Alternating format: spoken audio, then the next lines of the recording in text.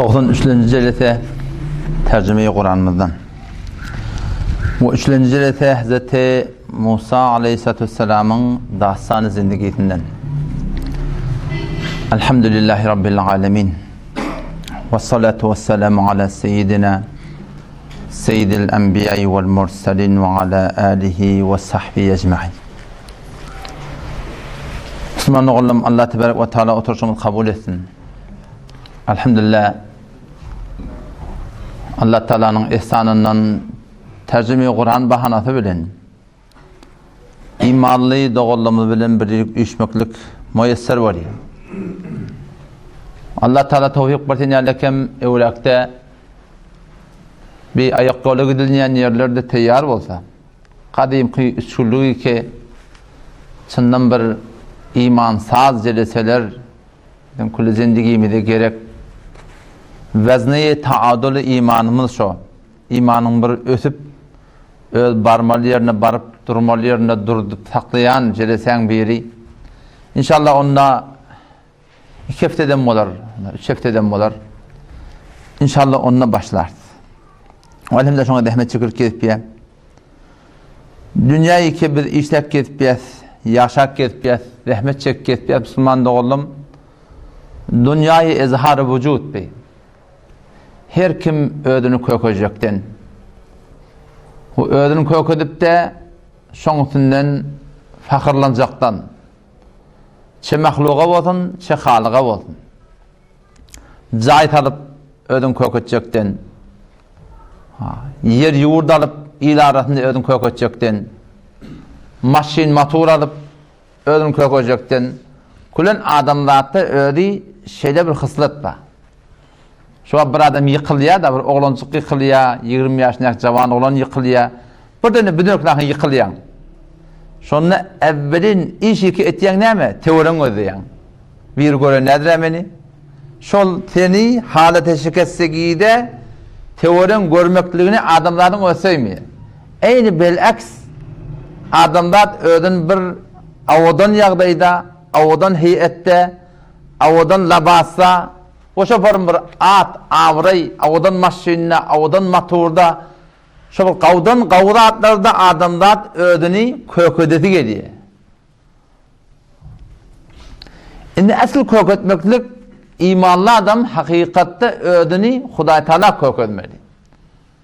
İmanlı adam bir iş etmekliğine şu Huday Teala öz amelkerdini köködüp şu ödünden bir neftinin tertinde durup şoňa ýakynlajak bolýan zadyny öz wujudundan Hudaý Teala köködmeli.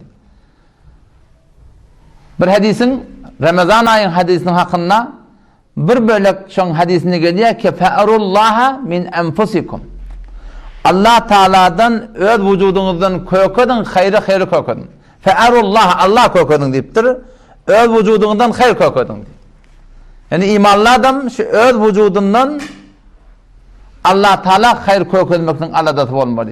Umumi bizim yaşap duran ýagdaýlarymyz näme? Şu oňa-muňa köködiljek bolýar.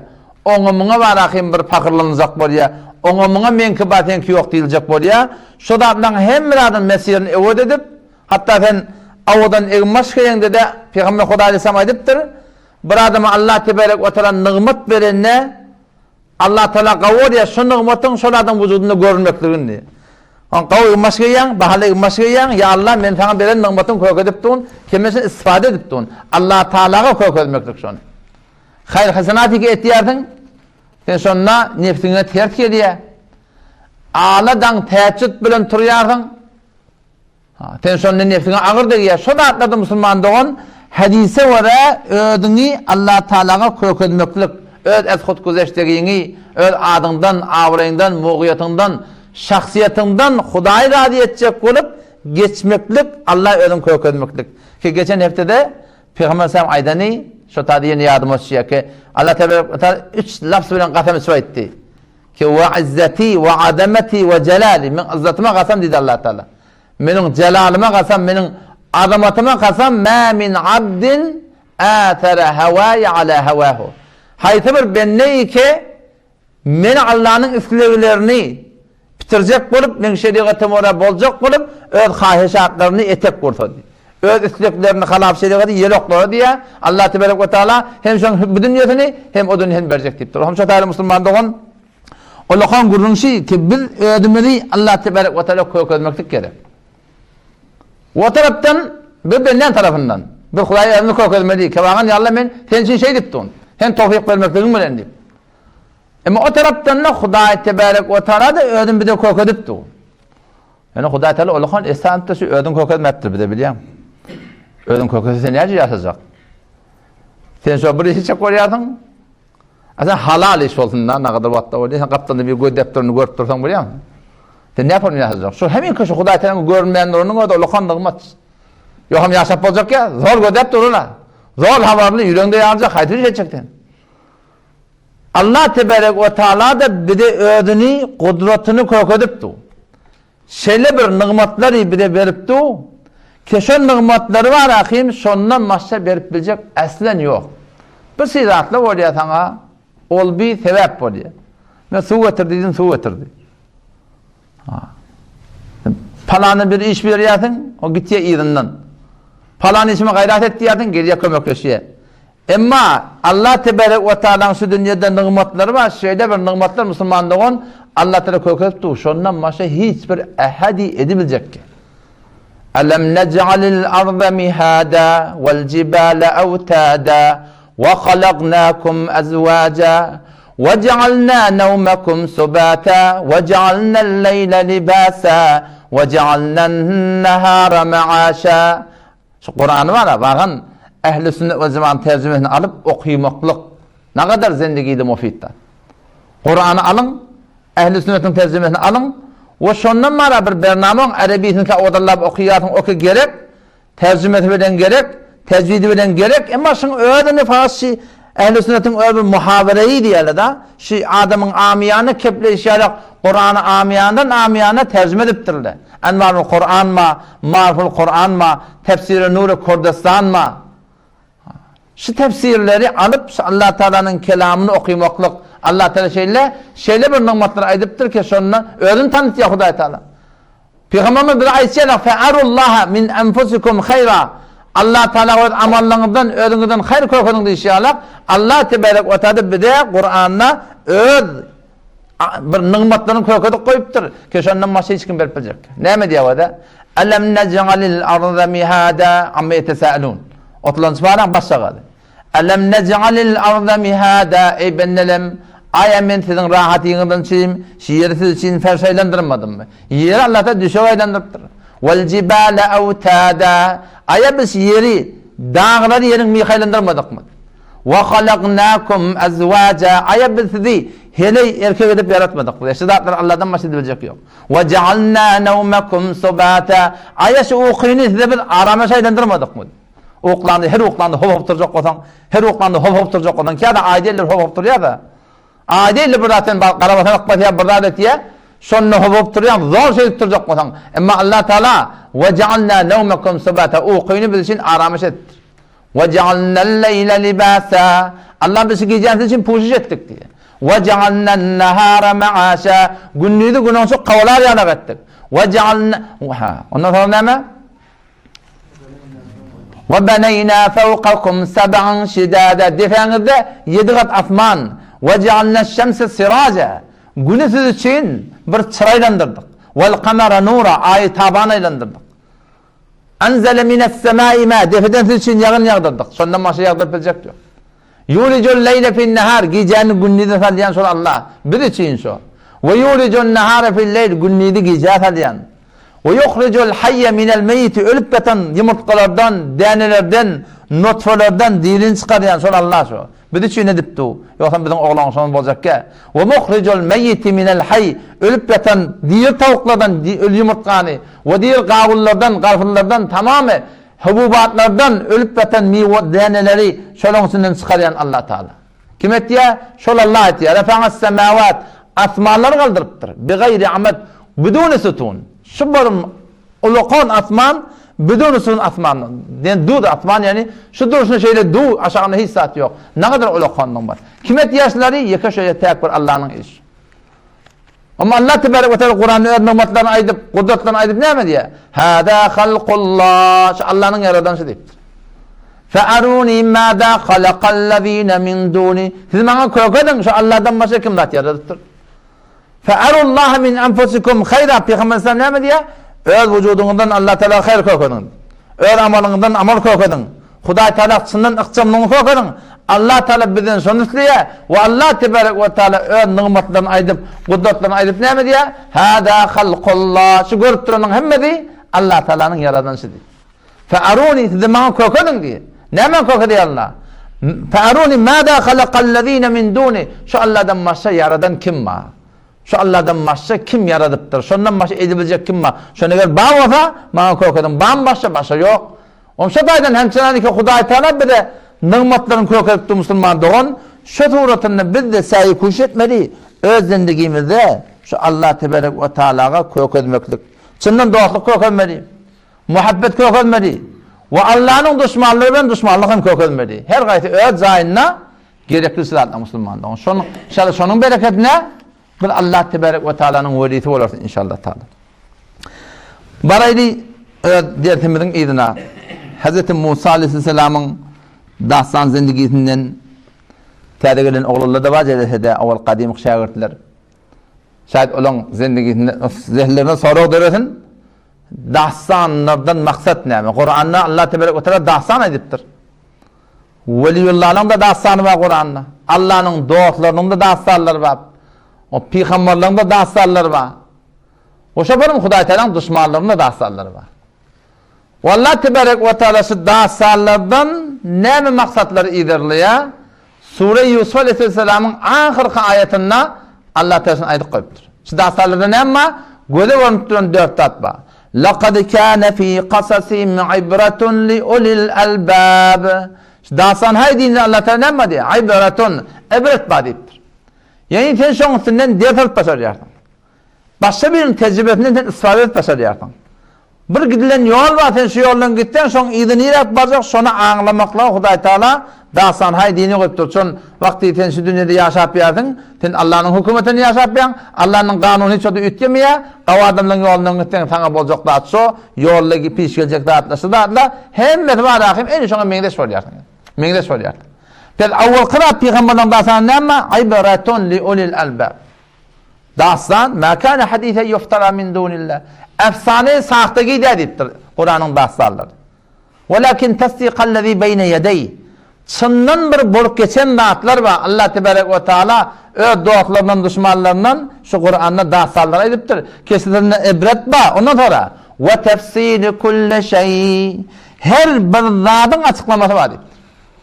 Ve tefsir kulli şey. Yani her bir zatın açıklaması. İmanın açıklaması, ahlakın açıklaması, hecabın açıklaması. Mehribanlygyny açıklamaklygy, taharlanmaklaryň açıklamaklygy, meydan jengde ne ýaparym bolmaly, dostlukda ne ýaparym bolmaly, hanawada ne ýaparym bolmaly. Tamam hemme zadyň açıklamasy Allah tebarek ve teala şi dastan haýdynida goýupdyr. Aqidaň açıklamasy, aqidaň näze bolmaly, amalyň näze bolmaly. Haýsy bir sen şöbede gelip bilen bolsaň, haýsy bir sen işap bilen bolsaň, şu dastan haýdynida Allah teala näme diýär? Ve tefsile kulli şey. Her bir zadyň açıklamasy bar diýipdir. Her kimsinden diýer başarýar. Onçunki her bir zadyň açıklamasy bar we hudan şunda hidayet bar we rahmeten rahmet bar kim için? Li qawmin yu'minun. İman getiren adamlardan söýün. Ol adamlar ki imany ýok ya imany bolsa imany bir ýene bir bilensiz musulman şinasnamy olar için o bir hikat distan ýalak bir görnýär. Indi şu wagt bizim öz dastany dinimizni köşeni ilerlap barýar. İki tane asli şahsiyet bar. Biri Musa aleyhisselam, Musa, o bir näme Firavun. Asli şahsiyetler şular. Musa'nın manasy näme? Suwdan alynan. Bir däne gulýajak olan suwdan alınıpdyr. Şo wagtda enesi de bellidi, atasy da bellidi, kakasy da bellidi, mamasy da bellidi. Hiç sady bellidi yani. O tarapdan Firavun ma. Firavun nidigi Firavunun manasy näme? Fara. Aslında Tawran Firavun bolupdyr. Şu bir de Türkmen ýerle de bilýär. Şu aňarsaşyň awal Türkiýe imanmyşyk. Bir tawar jamaat Türkmüşikler. On bedune cengi hunuzi bir aýyň içinde bir falança mün nefer iman getiripdir. Sahabalar atta kıptırlar, Türkiye iman söyle deyipdirler. Bedun cengi khonizi iman getiripdirler. Ben bunu o zaman Türkiye man bolupdir. O şu wagt Türkiye men bolugly. El-Kamusul Muhit da şunu şu turatını getiripdirler. O gelecekte ne olacak belli değil. Yuvaş takfif tapyada. Yol meselelerini biri var, acaba adı var, adına matan nakıttırlar. Anladın mı? Muhsen şu. Acaba matan nerede, Muhsen nerede? Tırgın yuvaş onu kişeltiyerle biliyor. O şu turatında Firavun'un da asli Fara'u müşrikşin asli. Fara dediği ne mi dediği? Uluqon bir kasır diye bayttık diye. Fara dediği, kasır, kah dediği. O zaman o ne mi ne uluqon? Uluqon kasır. Yani şu zamanla bir uluqon kasırlan atları Mısır'ın diline Fara'u'muştuk. Ben o zaman kapşonsunda padişahlar yaşamıştık. Kimin cahişe Fara'u soram Arabiye olup Firavun murtattır. İne İsrail'de bir padişah var, bir memleketin eyeti. O murtattan bir Sudan alınan oğlan var. Ene atadı hissadi bildi. Allah tarafı irade ediptir. Ki şu her Sudan alınan oğlanı bir milletin baş edip, bir diyanatta bir on peygamber edip, bir kavmin necat tapıp, bir milletin hidayet bulmaktan sebep olacak. Kâtib bizim aramızda aydılyan gurun mu adayı? Hemen bir Huda tebarek ve teala istidat veriptir. Kâvatta şun anırtını öldürüyor da, anırtı kim aydın? Doğru icabete hanevadagi, esalete hanevadagi insanı bir tesir değil. Ona şek yok. Yöne eğer bağın gulamları boluptur, muhaddis bolupturlar, müfessir bolupturlar, padişah bilen gulam mı? Belal-i Habeşi şu atmıyorlar kim? Hazırın ölçerliğin manahim anırtının nemelerini bilip olmuyor. Ya Suheyb Rum'dan geliptir. Selman İran'dan geliptir. Selman'a Farsi diyetti. Selman benimle falan ben şu açayım görmek. Atadı kim, eleti kim? Anrik bana birine süt verirler ki. Ama şolar diyanatta uluqon milletler başlık boluptur. Şu taydan yaşına çık koyan. Ten eğer vağın Huday deyip yapırsan. Ten anriğinde şayet bir ahullık, kakalık, inşallık, hocalık, hudaylık bolmasın. Ama arada enen atan tana halallıq müydürem olsa, oşa tuğranın tana doğru terbiyet verem olsa, oşa tuğratında ödün çınlayıp Huday deyip yapırsan, Allah sen arkan olsa, hetmin anriğinde bir rat bolmaklık şerttedir. Yani anriğinde bir rat bolup sen bana diyaneti doğurdurmasan, sen şu Ebu Leheb Peygamberin ağatı dedesinin bilece doğunna şu. Ama tebbet yede Ebi Leheb deyip barakim helak boldu deyip, şun öz hakkında ayeti Kur'an'ı indir. Türkmen bana bir hoca taifa diyordu. Taifa ne kadar kalsa Peygamberin marakim ne emedi? Emutu da. Ya Allah Tebarek ve Teala Kur'an'da Nuh Aleyhisselatü Vesselam'ın, Lut Aleyhisselatü Vesselam'ın hanevadasından denanelerin misal ortadır. Daraballahu metelen lillezine keferu imraate Nuhin ve imraate Lut. Lut Aleyhisselam ve Nuh Aleyhisselam denaneti İki de dünyadan kafir geçiptir. Behterin hanevada, Peygamberin hanevadası, tenet Türkmen hadede hocan hanevadasıydı. Seydin hanevadasıydı. Haydi bir adabı gelen bir hanevada kıyamadan, man anlatı falan neyliyara, şu hanevadadan Peygamberin düşökleşi, giyecek onu Peygamberin yanına olup veren adam, ama sonra kafir geçiptir. Lut Aleyhisselam'ın yanına kafir geçiptir. Ama bu tada, ileride kem Asiye var, Hazreti Asiye radıyallahu anha kafirin oyununa.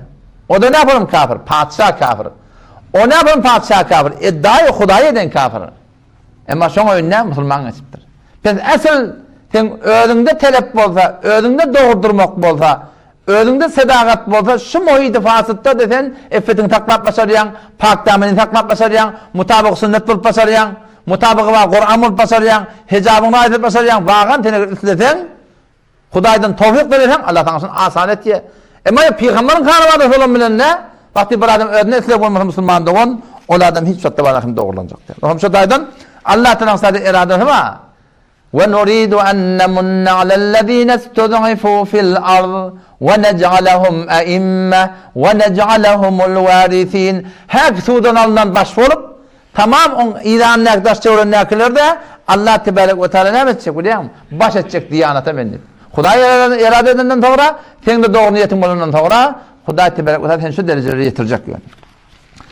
Firavun yanqi, Ramses, brad Ramses şu aslady Firavunun lakaby. Bir diýen bir jangabar adam. Bir sonra wada yanqi Misr, Afrikaýy keşfedilirden da. Odan bir Beni İsraililer var ahim. Yaqub aleyhisselam oğlunu şoklarışılar. Bu Yaqub aleyhisselam Misri'de. Yusuf aleyhisselam padşah var ya biliyan berde. Ola anırdan qaytya. Yolunu Yusuf aleyhisselam biri oklayarlar. Odan beri Misr'e qaytyarlar. On kullen öl qarrının çıkarıyarlar. Yaqub aleyhisselamın yaşayan yerleri Ordon. Sana deysen başta zamanın marahim Beytül Mukaddesi, Şam, şu yurtta Yaqub aleyhisselam'a zindagi etip veren yerleri. O bula nedir? Misre gelip durulun da. Misre gelirin elletçi, Yusuf aleyhisselam beylek, her bir yanda asağın da, oğulap, böyle kuyudan çıkıp alıp gitiyerler. Onca da adam Misre götürüyorlar. Misir'de Afrika'yı keşfer. Onun Allah'tan iradesi olup nahayşer padişah var ya. O torçu ne mi diyor? Udhulu fil Misr. Gelin Misir'e karşı inip, tamam Erdoğan arasını çağırıyor. Her ki Yaqub aleyhisselam oğlunu şokları, şimdi Misir'de köpelip, zat edip, o lokomur tayfı oluyorlar öder. Bir Ramses Sebarahim öder Afrika'yı, Angırbaş cengavar adam, tamam baştaki qarılan adamlar bilen, Asiyayı adamlar bilen, nacur kini kudurata oğlan bağmıştık diye. Ve her ki Mısır'daki bigane vakit ettirirler adamı. Yusuf aleyhisselam dünyadan gidiyor, yoş bula diyanete kavuşuyorlar, davet ediyorlar. Allah tebarek ve teala şu Ramses'i, şol yankı Yaqub aleyhisselam oğlan şokla musallat ediptir. Başka bir yerden gelen bula. Mısır'da yaşak ettirirler septiyle. Yaqub aleyhisselam oğlan şokları, Yusuf aleyhisselam doğulları, şuradan qalarlar. Bula yani başka bir yerden gelen, bigane keşferden gelen yani. Şu tadan yankı, hevlen katı doğratınla, yankılar zulmedermiş, bigane. Onları edari iş gibi hiç onvan yok. Bigari iş olan ki, hammali iş olan ki, ihanet olan ki, hiç mehel vermelik olan ki, aynı bağışla şu bedeni Türkmen bir gurur allıkta biliyor musun? Bir rapmasa zabıllı diye biliyor musun? Gurur allıkta şu tada. Baştaki millete bula falan. Bizim şey, hamana şimdi hamana ıngılap piruz olur falan olur, hulahı olup takkel böyle böyle köşkler olur. Hulahı Türkmenli ödyanın öde olan işletmeyene götürdüler o. Şunu didi Kur'an'ı bilen biz baştaki milletleri gözlemeyensek şu zelletleri keşfe bizim başımıza geliyorlar. Sen görüyorsun, şöyle parmağını yığıyan bizim namusumuz olur. Şöyle marahim, otağına oturuyanı bizim namusumuzdan kadar olur. Alman gidip yığıyanı bizim namusumuz olur. Portakal gidip yığıyanı bizim namusumuz olur. Meygon gidip parahim işleyanı bizim namusumuz olur. Başa ne mi? Şudatla bol ol mi? Şudatla ne deyip bol ol biliyor musun? Şu tayda bizim 40-50 min navval bir yalnızsan yerimiz var bizim ötelliğini çellimiz. Şu an kanı yalnız oğlu değil. Bizim şu tayda bizim tekebburumuz var bizim. Falan diye etiyarsan biliyor musun? Şu tayda şu didi Kur'an'ı bolmansan şu at şola üstün bol oğlu. Dindar olsun üstün olsun. Biz öyle işimiz yok. Her kim olsun bir de üstün olsun. Bir de yani çok koyan bir de yalnızımız. Biz Türkmen iyi şu an kanı yalnızlık. O bizim ötellerin içerisinde yanlışıptır, gururattır, tekebbürattır. Şu taydan Allah tebarek ve teala bizi şuun kun, namusumuz ve kaza şu zilleti biz müptela olur. O ne bir şey olur? Çünkü bil müteessifane var ahim, Hudaý Teala doğrudur bilmedi. Allah tebarek ve teala şu yankı Firavunileri, teptileri, yankılanmasını musallat etti. Ne deyip? Şeriatı öyle olmadılar. Allah Teala şolun başına bir bela oklattır. Yani Hudaý Teala'dan qava çıkacak yok. Şımarmaydı yani. Ne kadar şöyle azap verirler diye. Yesumunekum su'el azab. Betterin işkenceleri Allah tebarek ve teala şol septilere, Beni İsraililere Firavun'un elinden dağıttırdı diye. Betterin işkence. Vakti Hudaý Teala yesumunekum su'el azab. Betterin işkenceler bir yerde divaydan ne kadar ihanetler dağıtmışlar oluptur. Fakat işkence de değil ahim. Yukattilune abnaakum. Oğlunu şoklarını öldürüyordular. Oğulçuklarını öldürüyordular. Bir tesavvur et işte Şikuçi'de var ahim 20 tane memur dökülüptür. Kimlerden? Firavunilerden. Oğulcuk dünya veriyor. Oğul mu? Vurakın öldürteler. Vurakın öldürteler. Tezabı işte ne kadar bir narahatı olacak bunun aramında biliyor musun? Yıl boyunca 10 kimin tane çağanı falan sayılar yukattilûne abnâkum. Oğlunu çocuklarını öldürük ettirdi. Ve yestehyûne nisâkum. Heleylerde hıtmada bigariye, karigeriye ekderle diye. Ne mi diyeyim Allah Teala şu bela başlarına getirdi? Çünkü şöyle Hudaya doğurdurmadılar. Onlara peygamberzade iştirakın biliyor musun? Peygamberzade bola Hudaya doğurdurmadılar. Şu Allah Teala'nın kanunu şu Müslüman doğan. Her kim Hudaya doğurdursa şu dünya o dünya Allah izzet veriyor. Hudaya doğurdurmadan Allah Teala şu dünyada da o dünyada ne mi? Hudaya zelil edecek. Orada şahir ne mi diye? To ider o der ne tobate ger ye betav ke gafele kon luta. To ider o der ne tobate ger ye betav ke gafele kon luta. Mujhe rahzanun se ke gela nahi mujhe rahzanun ke gela nahi teri rehberi ke sual hai diye. Şuna ihtiyar. To ider o der sen böyle şeyler çalışmıyorsun diye.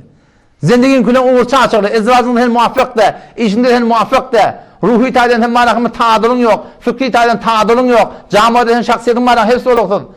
Bu şeyde bir hem adamıyla adam bulunmayan zamanda, muşkil nerede? To ider o der, ne toba teger, netinde bir hanavada var, ten teşkili hanavada var, sen saman taf bilmeyen. Mucereh zenun seke gelanehi, ten ondan bundan alır oluyordun, oletti, biletti, o falan şeytti da, o falan şeytti vetiyordun. Baba olan edensin, tori rehberi ke savalhe, tenin rehberinde kurulma diye zendigin dedi. Ten alpariyan tertibinde kurulma, ten vakti Huday Teala hükümden zelil etiyordun, Allah Teala hükümden defeleyordun, Allah tebarek otadı beni sen defeleye. Geçen gece de sana ettim ha, Allah Teala ne mi dedi? Ma min abdin آثر هواه على هوايه. Hiçbir bende yok öz hahişatlarına itlep, öz hahişatlarını beni Allah'ın şeriatından ileri tuttu diye. Dine uğrab olmakla onun yadında yok. Halka uğrab olmalı, ile uğrab olmalı, ganimet orta bolar deyip, ona mıngora yaşap bir adam Allah Teala 3 lafz bilen makatan açıptır ki men şoň zendigin darın diýen adalarım, gariplik ikiyodun arasına koyan, baylık diýenden yüreginden çıkaran, küllen ziraatını işini hem bilen harap eder. Kim edecek? Huday edecek. Zahiren Firavun edipdi o. Ama hakikatte kim etti ya? Hakikatte Allah Teala etti Müslümandı. Onun şu da var orada Kur'an'da bir ayet var. Asıl mabud kim Allah Teala? Allah Teala mabud tutmalılar. La ilahe illallah. Allah'tan başka ilah yok. Jo la kaha wo la huwa. İsmi la bi ismi la huwa. Jo la huwa Kullahu perkiyahu Allahu la ilahe illallah tefsiri. Ordulasın şairi çıkarttılar. Jollakaha lahwa jollakaha ve jollakaha ve lahwa diye. Sen la didin değil mi? La ilahe didin ve lahwa. Sen la oldun. Sen kenara tavulma olayan diye. Ve la mi ismi lahwa. Sen şu la'nı öyle kenara tavuldu. Ne oldu ne? Jollahwa kullahu perkiyahu Allahu. Sen la ilahe dedin, ödün kenarda oluyan, ağa men ihtiyarım bende yok, Huday ne mi deyse, men şoňa yaşayacak deyip duran adam oluyorsun. La ilahe yok ilahi illallah diyen, Allah'dan başka ilah yok diyen. İlah diyenleri ibadet ediliyor, itaat ediliyor. Şoň kime uğrab oldun? Şoň ilahın oluyor. Allah Teala şoň Kur'an'da 2 yerde soraptır. Ara'ayte gördün mü sen? Bir de afara'ayte gördün mü sen peki? Kim ya Allah? Doğanın mı, dayın mı, yeğenin mi, maman mı, yok bulan urunda. Men ittekad ol bir adamı tutunuptur. Bir tutunan da adam başta tutunanı gördün mü? Ne mi tutunuptur? Yer tutunuptur mu?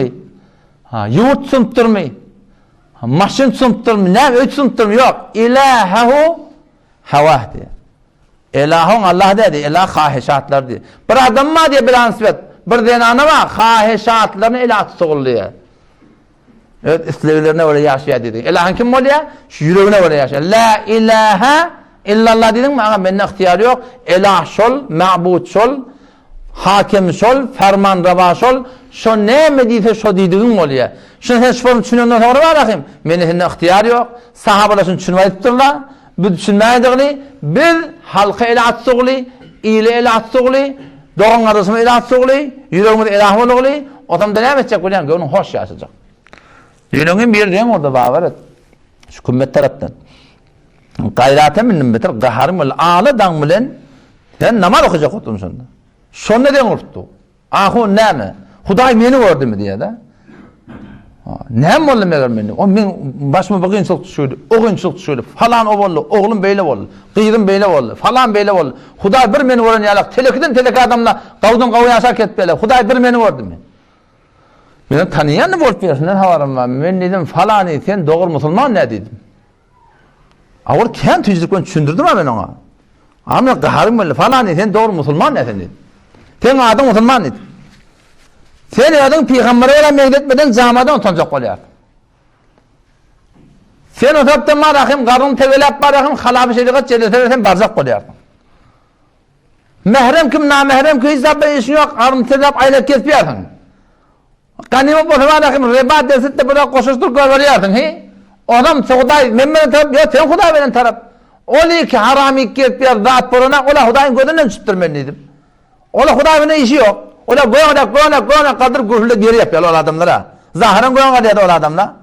Riba yiyen adamlar, derse diyen adamlar var, şaram etmeyen adamlar. Bir şahit bir muhammed östürlü goyana kadırlı. Güppüllet ve tek vatandaşlar doğram. Men Huday sen gavur ya, Huday sen koyga tuttu baba elçek. Dolon niptu, sen dolonan at düşünün, kaytan Huday bir meni gördün mü diye aytıyordum. Şu musulman doğan bil, bize Allah'ını ilah tutulmaklık hem zendegiydi. Huday Teala ne mi diyor? Beni İsrail'in hakkında, Musa Aleyhisselam'ın kavmunun hakkında. Şolar diye ardana ilah tutulur diye. Ardana. Gusal-ı Perestiye tabi. İnnellezîne ettehadul icla seyenâluhum gadabun min rabbihim ve zilletun fil hayâtid dunya ve kezâlike nezzil mufterîn. Tehzabet. Ardana şolar zendegisinde ne mi nakşı varmıştık? Ardana. Kızıllığın ardana. Burhum sığırın tesi çıkıyormuştuk. Şolun zendigi diyanatına şu ardanan neme tesiri varmıştı. Toylarını gelip ütüyettirlim. Yakın gelip ütüyettirlim. Suratını ütüyettirlim. Siretini ütüyettirlim. Hecabını ütüyettirlim. Neme ütüyettirlim. Şu botperesi edip de var rahim hulası öldüğünü bir ayin becerttirle. Şuna öyle botturla. Allah Teala ne diyor şuna hakkında? İnnellezîne ettehadul acil bişek oları keşet ardanani nemetler. Elah tutulur diye. Ma'bud tutulurlar. Şuna ibadet ettiler. Seyenaluhum gadabun min rabbihim çalamlık ve şu dünyada Allah Teala'nın güçlü karar sonra olacak. Ve zilletun fil hayatid dunya şu dünyada Allah Teala zelil edecektir. Ve kezalike nezzil mufterin biz bir bihut bir bonya kepleyen adamlar diye bize Allah Teala diye ceza veriyor. Ola ardından Allah tunturlar. Şoňa otturlar diýen ýaly, şoňa sirku ettirler, secde ettirler. Hemen hejwa türkmen il sadece bilen agymyz ki, olakan kebaşy atdy ottur, ile ola bol bermelidir. Sen il sen ilahyňdan hen. Halka ola bol bermelidir. Halk sen ilahyň bolugly. Senike din diyanat bilen işiň ýok, yüregükleýä halanadyň gödejek, halanadyň eşjek, halan ýanyna gitjek, halanyň ora boljak, halan jire boljak, ama sen ilahyň Allah diýsen. Sen ilahyň nefsiň bolugly. Otam şu taýda musulman dogan Gurunşun tünevede tamam musibetleri ekibinin başımda geliyor. Şun anlatında bir sebep maddi var, bir sebep manevi var. Şunu düşünmeli, maddi taydan tutmadı, gödüm görmedi, o vurdu da, şol etti da, şunu o sebep oldu, bile maddi işler. Manevi ne mi? İş tepeden harap. İş tepeden harap Müslüman. Şu tepeden işde olan var, etekten Huday Teala'nın vaadeti var, hem dünyamın hem ahiretin. O şu taydan var, tövbe etmeli. Ne bilin tövbe etmeli biliyor musun? Dün şu Türk meselelerinden peygamber gelse var ya, tövbe etmeliyse, tamam şu sogap deyip duran tövbe etmeli. Sogap deyip duran tövbe etmeli. Ehli bidgatı mubtala zatlarımız var. Şu bidgatlardan tövbe etmeli. Avuk tövbe edilmeli arkadaşlar. İkinciden, onlar hakkı bilýärler, doğruyu bilip dururlar. Batır edip ya aytmaňa diýerler, ya şu ehli bidgata goşuş ketip ýerler. Olaňky beter olaňky tövbe etmeli. O bakırla bilmeyen etmeli, okuyum attırla bileyim. Yok gelenler var, bilip duranlar var. Sırfın bir sürü mesele harici direkti, illa maşallah. Şöyle koşuş ketmeli, şöyle öldür. Yalak olup şöyle senden tövbe etmeli Müslüman doğan. Bari de Hasan'ın idine. İşte akbarda da Hasan'ın ki Musa Aleyhisselam'ın hulasa sudan götürdüler. Om eltiler kahının içine gül yazık oğlan Allah Tebarek ve Teala muhabbetin yüreklerine koydu. Ansiyadi Ibrahim'in ya Firavun'un qıydı, Alil bir qıydı varmıştık, can tak demiştik. Musa Aleyhisselam'ın tüykürüğünün şon bedenine salttırlar. O tam qavvoluptur, şefaat aptır, önküden muhabbet arttı ya bana. O tam ne oğlancık da mı ne? Bana ne vermeli? Bana süt vermeli. Ağlap beti diye bu. O tam sondan memurla telaş etişi Allah'ım. Ne etmeli? Gidin bir süt veriyen ine getirin. Muhtelif denanalar getirttiler, süt verecek var yani. Alanak. Hiç sayın alanak. Neçe ulla Firavun öğri, denanatı, Hazreti Asiye. daşçıların kilileri çizipdir hayan olunca. Musa Aleyhisselam şol gıyrıpatan olmalı. Tuzağı burada açıp verip, ocağı verip, bıcağı verip, Hulatan bir homa saklaptırlar, yine şol ağlap etiydi. Hedabetten, önde bir yeri denan hayırlıptır diye.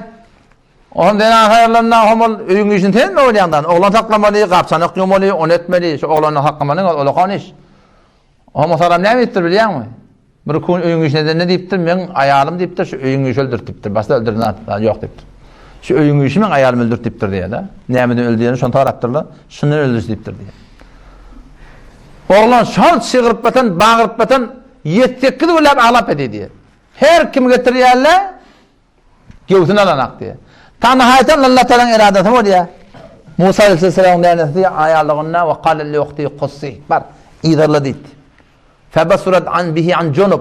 Daşanaktan havadara kılıp, barmadan çekip, ahir bir sırrı denanını bilen, yakın ayarlığın bar yarı, bulan boptan alayadanlarını görüp, on şöyle men bir tane denana tanıyan, yani Ben İsraillerden, ve her orada mehirli, muhabbetli, her bir oğlunla şan göğsün alaya, mega şoğaltı adam böyle şeyle, nihayeten niye şoğaltılı diyor adam.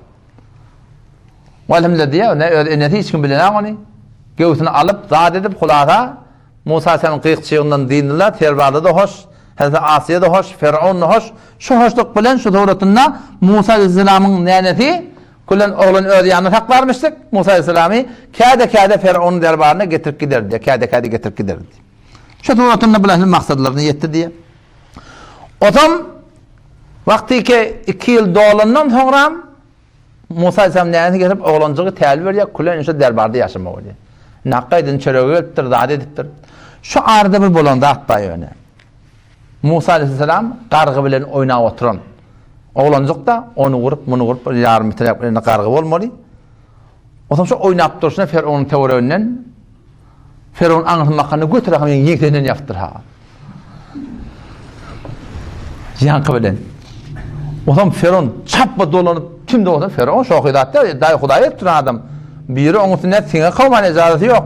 Biri alan qargının yekdenden yapmalı. Kimde olsa öldürüp kastettir ha.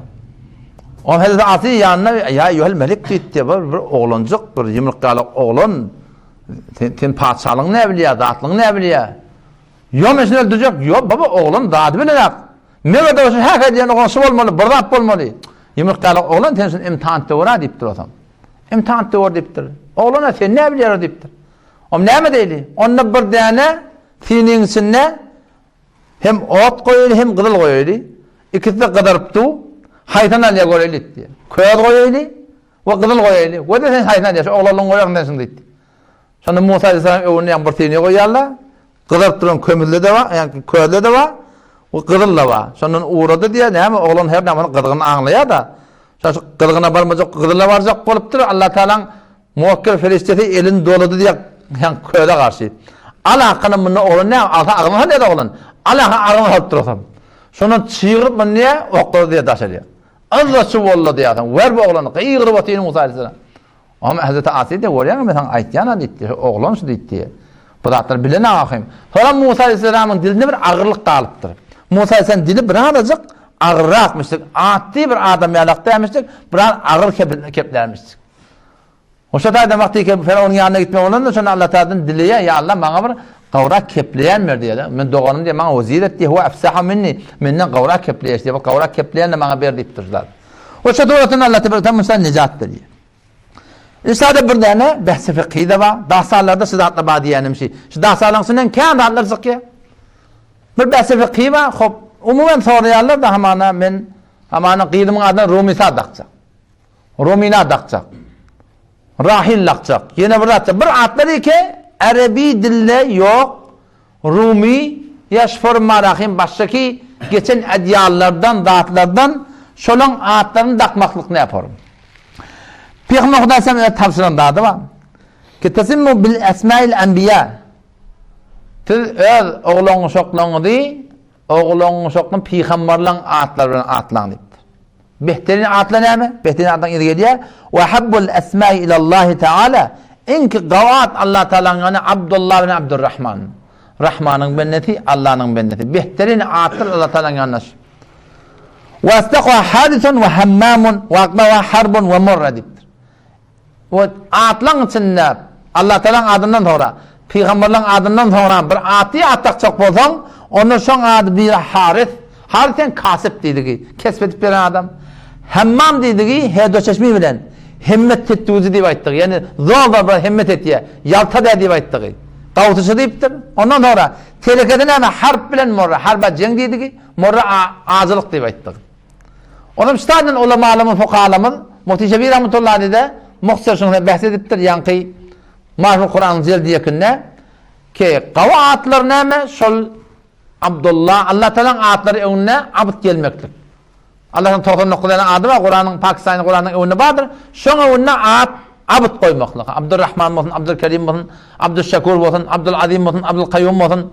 Şoňa mene tamam sıfatları Allah Teala'nın adı bilen çağırmaklyk. Abd diýip gaptany bilelik getirmeklik. Behterin atlar şola. O şolaň içinde behterin näme? Abdullah bilen Abdurrahman. Indi bir bolýa Allah tebarek ve taala şol has atlaryň içinde bir atlar var. Hetmin şoň gaptany abd getirmeli. Nagdarlara abd getirmenin müşkili yok yani. Ama sen şu bir adama Rauf diýenin müşkili yok, Kerim diýenin müşkili yok, Şekur diýenin müşkili yok, Adim diýenin müşkili yok, Rahim diýenin müşkili yok. Ama bir adama Rahman diýip bolmaýar. Rahman näde yok? Rahman merdi diýmeli. Ya Abdurrahman diýmeli. Şoň Rahman diýdigi, şoň ýagşylygy hemme kişi yetip diýdigi. Şo kiminki? Hudaý Taala'nky. Allah'dan başka hiç kimde yok şu. Aralarında var atları ba, şolary şu tuğratında doğrulamak gerek. Rahman näde? Doğru değil. Rahman merdi diýdi. Şoň ya Abdurrahman näde? Şoň mene başlasy bir atlar ba, hamany Kuddus ba. Hemme aýpdan arasda diýdigi.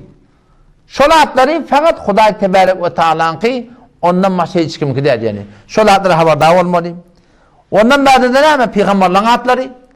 Ondan bäde de gawa ataqçak bolsaň, şoň manasy dogrusyktyn, türkmençe bolsun, her näme bolsun. Hammam diýdigi himmet etgüji. Harith yani kasip, kesbetgüji, halar kesbetip beren adam. Ama harp jeň diýdigi. Jeň niýe jeň edýär diýsen bilýär, jeň edýär. Oğluň ady jeňmişdi kama jeň edýär. Oğluň ady näme daqdan azylyk morra diýipdir diýen. O şular hamara hotmahat adam başına bela getirmekine sebep bolýar. Falany gediýär diýip aýtýar anarda. Kadın Türkmenlerden adam nämişdi? Qadanmışdyk, tağanmışdyk, paltamışdyk, kerkimişdik. Bağışla gancık diýen atda ba. Denanyň içinde. O şu telekatlar eger daqlanmada etmin üýt getmekdik gerek. O şu atları habardar bolmady atlaryň içinde. Eger geçen adyalyň içinde gawa atlar bolsa, gawa adamlaryň ady, manasyny bilmenim mende müşkil yok ama. Musa aleyhisselamın näme yukabet bir rivayette hop dindar adam şoň ady muşakkas köşe musulman peygamberin enesi bi hud ataqçak däl şoň ýalak bir belli şahsiýetleň atlaryny şoň İsa diýenler bilýän İsa manasyny bilemda İsa bu Siryani dille İbrahim diýär İbrahim manasy bir de belli däl Davud diýär manasy bir de belli däl peygamberin adylygy bilisler geçen edýärlerden hele bolsun erkek bolsun gawa adamlaryň ady bolsa daqmaklykda müşkil yok. Ama telek adam bolsa telek adam daqmalydy. Mufti Zerbeli Khan diýip biri var. Allah hepsetin benden Pakistan'ın yankı ulukan ustadlarının biri. Bir edirmen bir ulukan hücreti var. Çından ehli ilim. Bir yok yine adam Mufti Abdullah Merdani yakın son bir yılla şagirdiyetini ediptir. O bir gün ona bir yerde vurttur diye. Mufti selamun aleyküm ve aleyküm selam. Men oğlum oldu, oğluma at taqçaq diptir. İkilenci oğlum diptir diye adam. Ama önkün adına näme daqtın diptir. Önkün adına Perwi daqtın diptir. Maňa adına Ferownaqa diptirdi. Perwi de Peygamber sallam namatyny ýytan adam. İran'ın padşahı da Hosro Perwi diýen. O da ki daýy Hudaýy eden adam. Oň adyna Perwi de kamaran maňa adyna Ferownaqa diptirdi. Bir ajip bir ruhsat adam bir gün bir denany getirdi meň ýanyna diýdi. Öyle etti gurumurta kelaşla bir denana geldi diye men yarma diye o denana erkeklerin helede näme tıkması var diýipdir. Algılar ketdir da. Erkeklerin helede näme tıkması var diýipdir. Bir şeýtim diýipdir da adam. Ama Hudaýy şo türk diýen diýipdir. Ýa-ni ýene bir aýtjakdym men şoňa diýen. Kelas. Bir şeýtim diýipdir da. Şula ba diýipdir helede irafa. Ýene bir aýtjakdym men Hudaýy şo türk diýipdir. Bir kitap ýoktur bilýän. Mufti Zerbeli Khan Bir ruh rastı adam, istifaslı adam olmar. Bir mesele hakkında kitap yoktur. O zaman bir başka bir Mevlevi de şun hakkında kitap yoktur. Şun kitabının hakkında kitap yoktur. Dan atmaka şuna cevap yoktur diye. Es-sehmul musib o Mevlevi'nin adı Habib'miştik diye. Adı Habib'miştik. Dan atmaka cevabını yoktur diye Es-sehmul musib fi duburul Habib deyiptir. Evet. Şunu ne adı var? Es-sehmul musib yani doğru ok neyrak? Şun qabat yerine deyiptir. Fi duburul Habib deyiptir. Pakistan'ın ulamaları sizlere yani hak düşünen adına bir gelip karşı dursa var ya ay Huday versin cevabını. Olarda o cevabın yok. Hak aydılıptı o sen öyle hakkından geçeceksin dinin hakkına rahatça geçeceksin seni. Bir gelip sen malakayım yerine var koyun taltın hi. Tayakkası olarsın. Arasın almarsın. Bir gelip sen tükendin malakayım sen hem tayağına gidenine bir tane gerin al git. En teşik malakayım bir adım malakayım bir oğla var gitten. Ödün öyle kalanına sen sonuna geçeceksin şikayetleşip her bir dağıtlaşıp bir şu hakkımızı alıyat. Yani dini göre kalsanına ay Huday versin cevabını. Huday versin cevabını. Huday ulamaların boyun oklaptır. Allah Teala ahım ola için vazife de koyuptur. Eğer bir dağda bir doğru batıl aydılıptı. Bula kübeter nazırdan. Burada hakkı soruluyor senden. Hakkı sorulup bilip durup aytmasan ol cime bileceğim minenler. Lap kıyamet günü lap ağdından ırışma getirecek. En dünyanın ağdından ırışma getirecek. Atın ağdından ırışma getirecek. O attan 70 beraber şu dünyanın kıdığının odundan o at beraber şol ottan giydirecek deyip. O ottan yanında Huday versin cevabını. Huday sen boyun oklaptır. Sen de Huday'ın boyun oklayan. Ne kadar bir yanlış akidesi biliyorsun. Şu taydan batıl ötüye. Batılı meydan veriliyor. Sen o da imanın adamın öğreyi. Yani vel asr vel asr. Sure vel asr. İnnel insane lefî khusr. Birçok insan neme? Khusranna illa meğer ol bir adamlar diyor ki 4 iş etseydi diye şöyle necat yapacak deyiptir. Şu 4 tatmin henne bolmalı. Avvela mı? İllellezine amenu iman gelmeli. Zayna. Ondan sonra fakat iman yerleri yürüyün doğruluğunu. Bollu mu yok? Ve amilus salihat amel gelmeli. Şimdi bollu mu iman amalın bollu ne? Önüne düzelin bollu mu yok? Ve tevasav bil hak. Nahak edip duran adamlar hak etmedi. Kim ayet ya Kur'an ayet ve tevasav bil hak. Hak etmeli deyiptir. Doğrusu ha. Beytmellaha. Bunun halaf sünneta. Bunun halaf şeriata. Ve tevasav bil hak. Hak etmeli birbirine. Hak etmeli ne yapmalı ya? Kıyınçılıkla ve tevasav bil sabır. Birbirine sabra çağırmalı. Müslüman doğan o da sünnetçi. Kur'an sünneti ya, din sünneti ya. Böyle şeyler kep kurun buna peygamberin başına gelip bizim başına gelir. Sabır etmeli. Kıyınçılıkla din takap olmaz deyip de var rahim. Birbirine arka olmaklık gerek. Bir ayet okuyayım. Gurun tokuluyorum inşallah. أفحسبتم أن تدخلوا الجنة ولما يأتكم مثل الذين خلوا من قبلكم مستهم البأساء والضراء وزلزلوا حتى يقول الرسول والذين آمنوا معه متى نصر الله الله تعالى هم تلف الجنة يراتهم مخاديان بلان تصدق جنة يرجع قوي أقول باش أقول نماذج خيلهم بولور beter kat vermelerdir mi? Ganimet bolsa bolar. Huda Teala Kur'an'da bediyenak. Efe hasibtum ayet-i gümenet yarsınız mı? En tedhulul cennete cennete girersiniz deyip. Ve lemma ye'tikum metelullezine halav min qablikum. Halin ki ötellenge çellen başlarına gelen yağdaylar, kıyınçılıklarının başlarına gelmeyeni, cennete girersiniz diyen gümenmami. Ne molli Allah onlara? Messettumul be'sâ'u ve darra. Hem manideler hem canideler. Katı daran diyen halktırlı olur. Ve zulzilu sandırdılar diye şöyle. Katıdan katı korkuluptur. Hatta yekuler Resulü vellezine amenu ma'a. Hatta köşe zamanın peygamber ki imanlı adamlar ağırlanmıştır. O baştaki imanlı adamlar ayettiler. Meta nasrullah. Allah'ın piruzi haçan gelecek karşıyla diye. Şu kadar narati, şu kadar perişani, şu kadar kıyınçılık çektirdiler. Haçan gelecek karşı nusret diyerler diye. İmanları var gecene haçan gelecek karşı diyeyim. Şu benim dağıran diyelim için bürokrat olupturlar. Bileme rahat cennete girecek oluyor. Cennete girmek rahat ki bir kadamma bat nefsin üstüne boyun al. Biz boyun alırız yani değil mi? İslam oraya yaşamakta biz her erkek boyun alırız. Onun için ağrıyor ya biz. Oo, her kim attık daktın at. Daktın bedene. Peygamber attakmattırlar ne? Kur'an ne mi diyor? Efe hasibtum en tedhulul cennet. Hükümet yakın cennete girersiniz deyip kıyınçılıkları çekmeyecek, nareti çekme. Ya Müslüman doğan kıyınçılıklı yok ahim o. Eğer boyun altan. Allah tebarek ve teala tevfik versin. Gurun o da çekti bir mudar. Assalamu alaikum ve rahmetullahi ve berekatuhu.